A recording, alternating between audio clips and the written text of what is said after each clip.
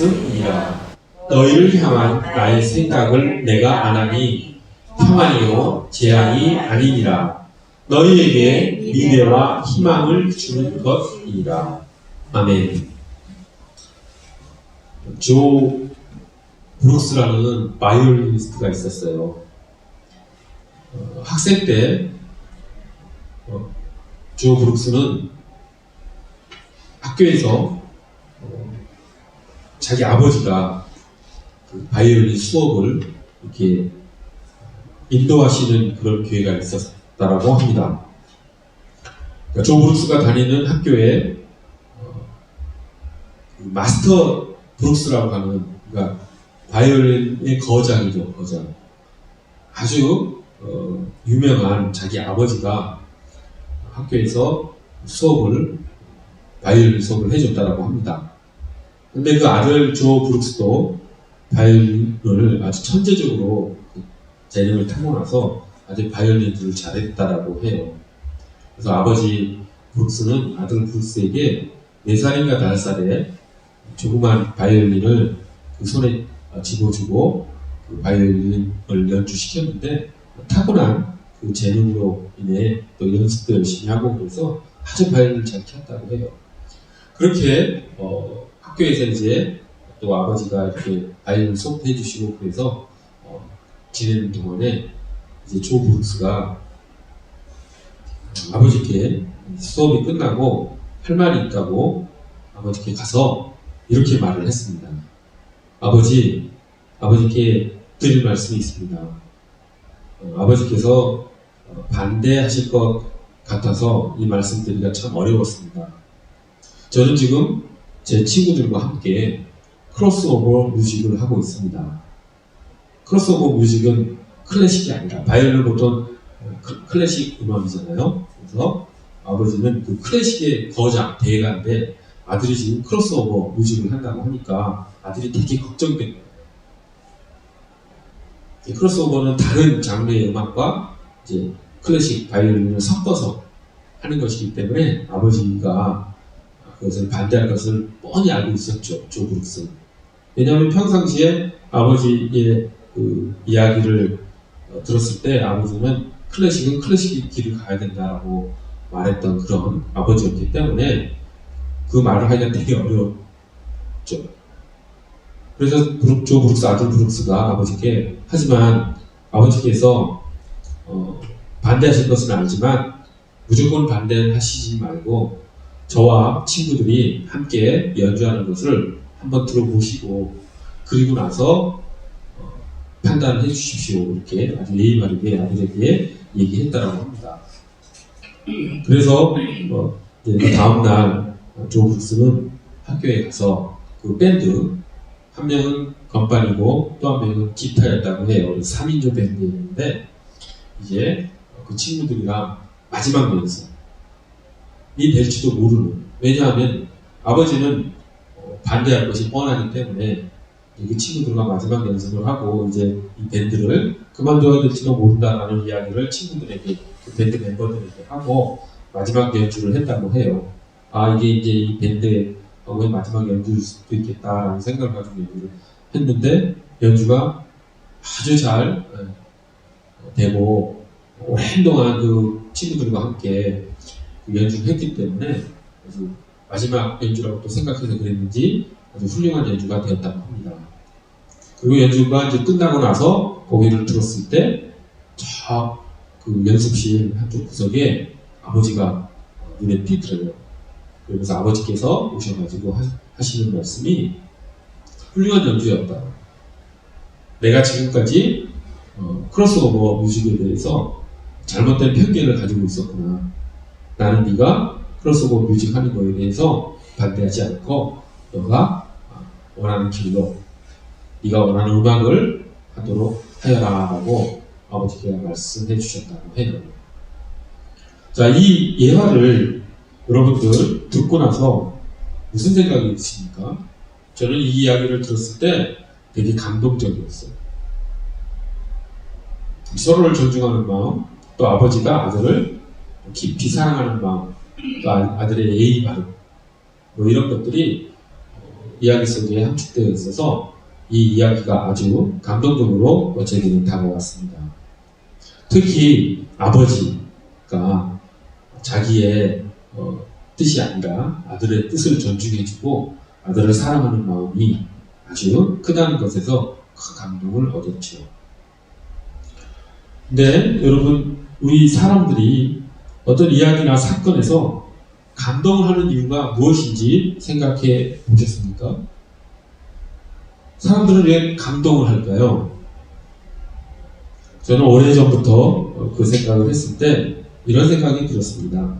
어떤 사건이든 어떤 이야기든 그 이야기 속에, 그 사건 속에 하나님의 마음이 읽혀지면 사람들은 감동을 하는 것이죠. 감동적인 이야기나 감동적인 사건이나 이런 것들을 쭉 돌아보십시오. 거기에는 사랑이 있습니다. 그 사랑을 보고 사람들은 감동을 하는 것이죠. 근데 그 사랑의 마음이 어디서 오는 건지 여러분 잘 생각해 보십시오. 그래서 하나님의 마음에서 옵니다. 그러니까 우리는 감동을 할 때 하나님의 마음을 보고 감동한다는 것을 꼭 기독교가 아니고 세상에서도 많이 느끼죠. 수많은 소설들, 영화들, 또 음악들, 미술들, 우리가 예술작품을 보고 감동하는 이유도 그 안에 거룩함의 아름다움을 우리가 눈치채기 때문에 감동을 하는 것이죠. 하나님의 그 마음이 예술작품을 통해서, 미술 작품을 통해서, 음악 작품을 통해서, 또 무용을 통해서 이렇게 감동을 할 때 그 이유는 하나님의 마음이 그 예술작품 속에 녹아있기 때문이라고 저는 생각을 합니다. 그러면 하나님의 마음이 그렇게 예술작품이나 또 우리들이 겪는 경험이나 또 어떤 사건이나 이야기 속에 그렇게 드러남으로써 우리는 하나님을 인식하고 하나님의 마음을 알고 살아갔죠. 근데 하나님께서는 그렇게만 우리에게 하나님의 마음을 전해주시는 것이 아니라 하나님께서는 가장 확실한 방법으로 우리에게 또 하나님의 마음을 전해주십니다. 그것 중에 하나가 성경이지. 성경이 하나님의 마음을 아주 많이 간직한 그런 책이라고 할 수가 있습니다. 우리가 흔히 성경을 생각을 할 때 성경에 대해서 잘못 오해하고 있는 한 가지가 있습니다.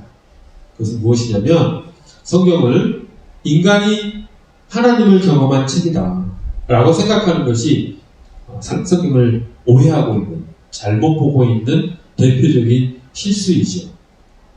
성경을 우리가 인간이 하나님을 찾아 나서서 그 하나님을 만나고 그 하나님과 함께하는 삶을 기록한 인간의 경험의 기록이다 라고 생각을 하면은 성경을 잘못 알고 있는 것입니다.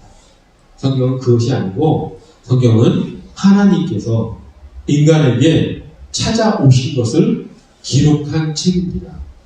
즉 하나님께서는 성경을 통해서 하나님의 마음을 우리에게 전해주시는 것이죠. 그래서 우리가 성경을 바라볼 때 그렇게 바라보는 것이 아주 바람직합니다. 성경을 통해서 하나님의 우리가 말씀을 읽는다고 하는데 그 말씀을 마음으로 살짝 바꿔보십시오. 하나님의 마음을 읽는 것입니다. 하나님의 말씀은 하나님께서 우리에게 전해주시는 하나님의 마음이라고 하는 것을 꼭 명심했으면 좋겠습니다. 제가 모두에 이런 말을 했죠. 이야기에 등장하는 인물이 하나님의 마음을 보여주면 우리가 감동한다라고 말씀드렸습니다. 그렇다고 한다면 성경에도 수많은 인물들이 나타나는데 그 수많은 인물들을 통해서 우리가 하나님의 마음을 읽어낸다면 성경이 더욱더 감동적으로 우리에게 다가올 것이라는 것을 우리가 충분히 생각할 수 있습니다. 아브라함을 한번 생각해 보십시오. 아브라함의 그 일생을 한번 생각해 봤으면 좋겠습니다. 아브라함은 그 이방 우상에 푹 빠져서 무엇이 진리인지 무엇이 참된 것인지 모르고 죄를 지으며 자신이 죄를 짓는 것도 모르고 죄를 짓고 살아가는 그 아브라함을 하나님께서 택하셔서 하나님께서 인도하셔서 그 많은 과정을 거쳐서 결국 한 민족의 이스라엘의 그리고 온 인류의 믿음의 조상이 되게 하셨습니다. 근데 우리가 이 이야기를 볼 때 이 아브라함의 일대기를 우리가 성경에서 읽으면서 아브라함은 정말 훌륭한 분이구나. 어떻게 그렇게 인내하면서 아들을 주겠다고 75세에 주겠다고 약속하시고 100세가 돼서야 아들을 주시는 그 약속을 하나님의 약속을 믿고 하나님 신실하게 따르며 그렇게 살았을까 라고 하는 측면만을 바라보면 우리는 성경을 약간 오해하는 것이고 또 감동도 우리가 온전히 받을 수가 없다라고 하는 측면을 꼭 기억해 주십시오. 무슨 얘기냐면 지금 아브라함의 인내, 참음, 아브라함의 훌륭한 점 물론 맞는 이야기지만 그 측면만 바라보고 성경을 우리가 읽는다면 그것은 거기에서 우리가 하나님의 마음을 읽어내는데 많은 장애가 있다라고 하는 것이죠. 그 아브라함의 삶을 통해서 우리가 바라봐야 될 것은 먼저는 아브라함을 이끌어내시고 아브라함을 믿음의 조상으로 인도해 계신 하나님의 손길을 우리가 먼저 바라봐야 된다라고 하는 것입니다. 그랬을 때 우리가 진짜 감동을 하는 것이죠. 아쉽게도 우리는 성경에 너무 익숙한 기독교인이다 보니 그런 성경에 나와 있는 여러 인물들이나 사건들을 통해서 우리가 감동을 받지 않고 그냥 무덤덤하게 받아들일 때가 너무 많습니다. 하지만 좀 더 깊이 성경을 들여다보십시오. 그 안에는 하나님께서 한 사람에게 베푸시는 은혜와 사랑이 그리고 인도하심이 우리가 볼 수 있을 것입니다. 그것을 느꼈을 때 그것을 우리가 묵상했을 때 진정한 감동이 우리에게 오는 것이라고 하는 것을 생각하면서 성경을 읽어보십시오. 성경에 나오는 모든 인물들을 그런 차원에서 바라보십시오. 야곱을 생각해 보십시오. 야곱, 야망이 컸고 그 야망을 이루기 위해서 집념이 강했던 그 야곱을 그 야곱의 측면에서만 생각하지 마시고 그렇게 욕망이 컸던 그리고 자기 확신이 컸던 그 야곱을 변화시키셔서 이름도 야곱에서 이스라엘로 바꿔주신 하나님의 그 손길을 생각해 보십시오. 우리가 특히 오해하기 쉬운 인물이 성경 인물이 누구냐면 요셉이지요. 요셉은 우리 기독교인 사이에서 비전을 품어라라고 하는 그런 제목으로 많이 설교되어지고 우리가 알고 있는 그런 인물입니다. 그래서 주일학교에서도 학생부에서 청년들에게도 모든 그리스도인들에게 요셉이 고난을 겪고 고난을 극복하고 큰 성공을 거둔 한 모델로서 우리에게 제시되어집니다.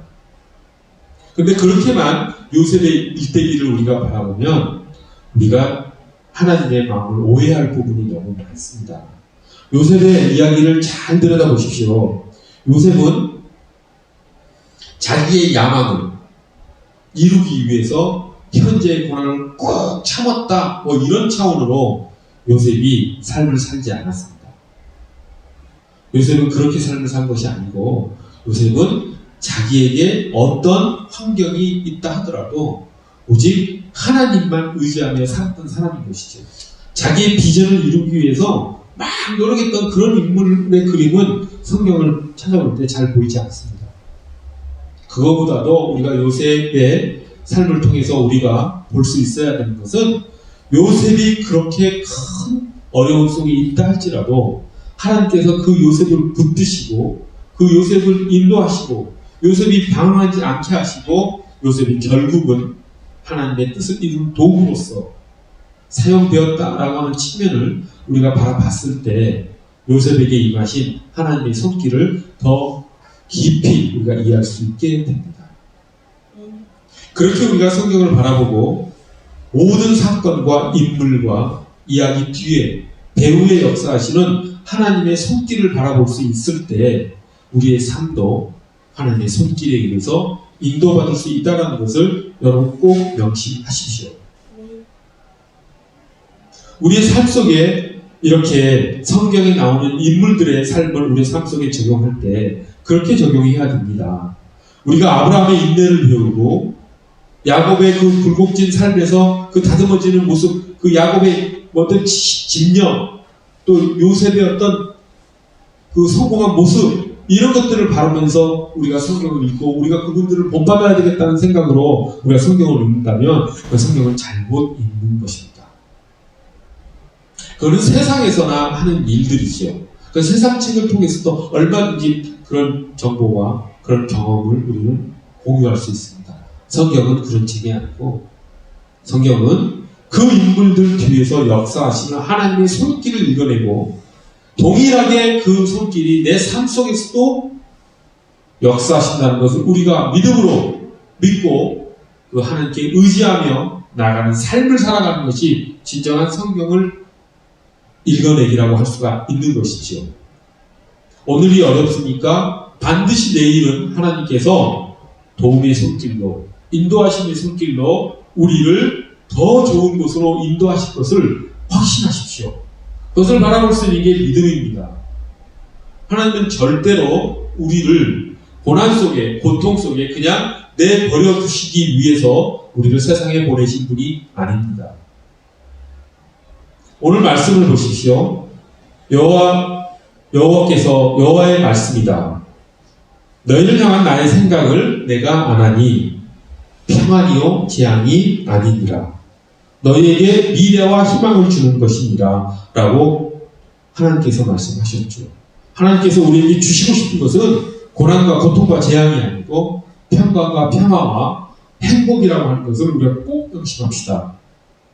그리고 우리에게 미래를 주시고 우리에게 소망과 희망을 주시기 위해서 하나님께서는 우리의 삶을 이끌어 가신다는 것을 반드시 명심했으면 좋겠습니다.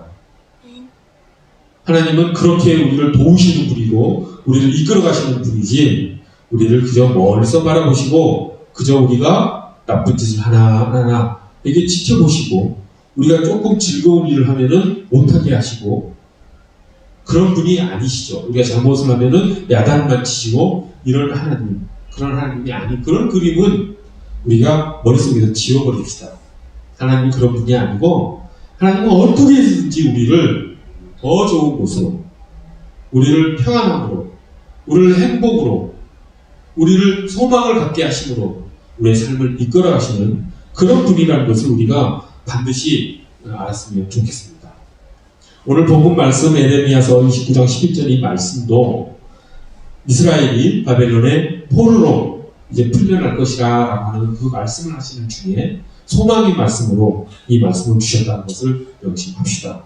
그리고 이 말씀을 우리 삶에 반드시 적용했으면 좋겠습니다. 이 말씀을 믿고 이 말씀이 우리의 삶에서도 이루어진다라고 하는 것을 꼭 명심합시다.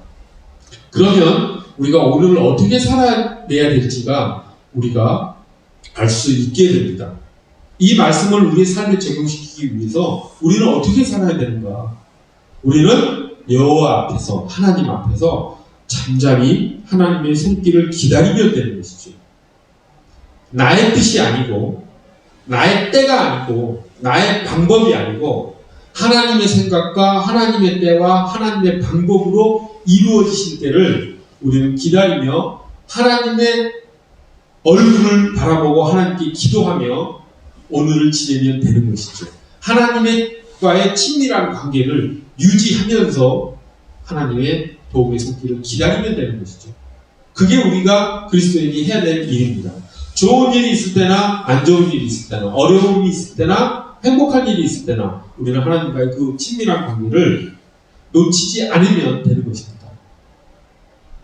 우리에게 조금 어려운 일이 있다고 해서 하나님께서 어떻게 이런 일을 나에게 이루어 주시는가 라고 하는 불평과 불만을 가지기 시작하는 순간 우리와 하나님의 관계는 어그러지기 시작합니다. 친밀한 관계가 깨지는 것이죠. 그것이 잘못된 길로 가는 잘못된 삶을 우리가 말씀을 우리의 삶에 적용하지 못하는 길이라고 하는 것을 명심했으면 좋겠습니다. 우리가 해야 될 일은 무슨 상황에서든지 하나님께서는 우리를 반드시 우리를 인도하신다는 그 사랑의 하나님과 것을 믿고 오늘을 하나님과 대화하며 예수 그리스도와 동행하며 하나님 손 꼭 붙들고 친밀한 하나님 관계를 잃지 않고 살아가면 우리가 하나님께서 주시는 그 복을, 그 행복을 반드시 누릴 것입니다. 자, 그러면 우리 말씀을 마무리하면서 성경 인물에 대해서 우리가 살펴봤는데 질문 하나 드리겠습니다. 성경 인물 중에서 성경의 주인공은 누구이겠습니까? 예수 그리스도이시지요. 성경의 주인공은 예수님이십니다. 그렇다고 한다면 예수님이 하나님의 마음을 가장 잘 나타내는 그런 인물이었다는 것도 우리가 충분히 생각해낼 수가 있습니다. 아까 우리가 그 바이올린 연주자 부자의 이야기를 들었을 때 그 부자 간의 감동적인 이야기를 듣고 우리가 참 훈훈한 마음이 들었죠. 그런 인물을 통해서 우리가 하나님의 마음을 읽었기 때문이라고 말씀드렸습니다. 그렇다고 한다면 성경의 주인공이신 예수님의 그 모습을, 그 삶을 통해서 우리는 하나님의 마음을 읽어내야겠지요. 그것을 읽어낼 줄 아는 사람이 진짜 그리스도인이고 그것을 깊이 느끼는 사람이 신실한 그리스도인이고 진실한 그리스도인입니다. 예수님께서 이 땅에 오신 그 이유를 생각해 보세요. 왜 오셨는지. 그것을 깊이 묵상하면 묵상할수록 하나님의 마음이 우리 가운데 다가오는 것이죠. 그 하나님의 마음을 성경 인물 중에 한 부분을 잘 나타내는 한 인물이 하나 있습니다. 하나님과 예수님. 하나님은 아버지이시고 예수님은 아들이신 관계 속에서 물론 성삼위일체 하나님이시긴 하지만 아버지 하나님과 아들 예수님의 관계 속에서 그 아들 예수님을 통해서 아버지 하나님께서 보여주시는 그 아버지 하나님의 마음을 우리가 읽을 수 있어야 되는데 그것을 보여주는 또 다른 성경의 인물 중에 한 분이 누구냐면 요게벳이죠. 요게벳은 모세의 엄마였죠. 근데 이집트 그 권력이 히브리인들 자녀가 태어났을 때 아들이면 다 죽이는 그런 정책을 폈을 때 히브리인들이 힘이 세지는 것을 걱정했기 때문에 그런 이집트인들이 그런 정책을 폈겠죠. 아주 잔인한 그런 일을 처리했을 때 어쩔 수 없이 요게벳이 모세를 나일 강가에 띄울 때 그 요게벳의 마음이 어땠을까요? 그냥 집에 데리고 있으면 반드시 발각돼서 죽을 것이 뻔하기 때문에 이제 나일 강가에 띄어보내서 그 모세의 어린 아이의 삶을 하나님께 온전히 맡겨드리는 그런 결정을 하고 그것을 행동에 옮겼을 때 요게벳의 마음이 어땠을까요? 자기 아들을 어떤 위험이 올지도 모르는 그런 상황 가운데로 보냈을 때 요게벳의 마음이 어땠을까요? 동일한 마음이 성부 하나님께서 성자 예수님을 이 땅에 내려 보내실 때 가졌던 하나님의 마음이라고 하는 것이죠. 그 하나님께서 그렇게 아주 찢어지는 마음으로 아들을 십자가의 현장에 이슬로 사라지게 하시고자 하는 그 마음을 가지고 이 땅에 예수님을 보내셨다라고 하는 것을 우리가 요게벳의 마음을 통해서 우리가 어느 정도 짐작할 수가 있습니다. 그렇게 우리가 성경을 통해서 하나님의 마음을 읽어냄으로써 하나님께서 우리를 향하신 그 계획과 하나님의 뜻을 우리가 우리의 삶 속에 적용하면서 살아갔으면 좋겠습니다. 그 예수 그리스도께서 이 땅에 오신 그 목적도 우리를 구원하시기 위함이라는 것을 우리가 잘 알고 있습니다. 그 구원의 삶을 그렇게 우리가 살아가는 우리가 됐으면 좋겠습니다. 기도하겠습니다. 거룩하고 자비로우신 하나님 아버지, 하나님의 마음은 세상 곳곳에 많은 사람들의 삶 속에, 사건들 속에 있어 우리에게 감동을 줍니다. 우리가 그것을 볼 때 하나님의 마음을 알고 저희가 감동합니다. 하나님 무엇보다도 성경에서 그런 많은 감동을 우리가 받습니다. 또 거기에서 가장 우리가 감동을 받는 것이 예수 그리스도께서 이 땅에 오시고 우리를 위한 십자가 못 박에 돌아가신 것이라고 하는 것을 우리가 진정으로 느끼는 그리스도인이 될 수 있도록 저희를 이끌어 주시옵소서.